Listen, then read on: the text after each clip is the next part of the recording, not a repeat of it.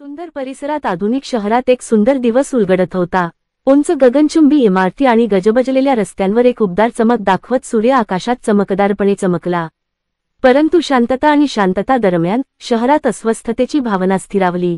काळ्या हुडीजमध्ये भूते, त्यांचे चेहरे द्वेषाने वळवलेले, सावलीतून बाहेर पडले।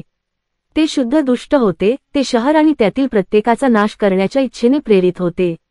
राक्षसांनी नासधूस करायला सुरुवात केली, गाड्या आणि इमारती फोडल्या आणि नागरिकांना भयभीत केले। शहर अनागोंदीच्या उंबरठ्यावर असताना नायकांची एक टीम दिवस वाचवण्यासाठी उदयास आली।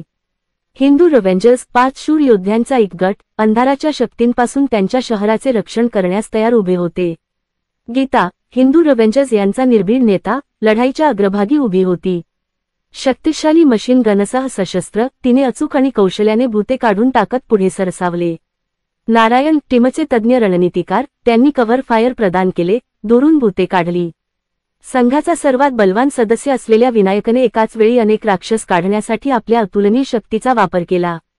विश्वनाथ, संघाचा सर्वात वेगवान सदस्य, त्याने भूतांच्या हल्ल्यांपासून बचाव केला आणि विणले आणि प्राणघातक अचूकतेने प्रहार केले।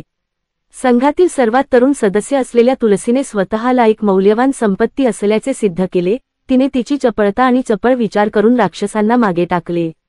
एकत्रितपणे हिंदू रिव्हेंजर्स शूरपणे लढले। जसजशी लढाई वाढत गेली तसतसे हिंदू रिव्हेंजर्स यांचा विजय होऊ लागला।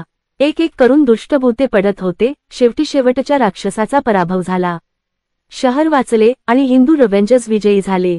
धूळ शांत झाल्यावर हिंदू रिव्हेंजर्स उंच उभे राहिले, त्यांच्या मशीनगन अजूनही धूळ सोडत आहेत। शहरातील नागरिकांनी हिंदू रिव्हेंजर्स यांच्या शौर्याबद्दल त्यांचे आभार मानले। सुंदर, तेजस्वी आकाश पुन्हा एकदा शहराच्या चकाकणाऱ्या गगनचुंबी इमारतींमध्ये प्रतिबिंबित झाले आणि हिंदू रिव्हेंजर्स यांनी तो दिवस वाचवला।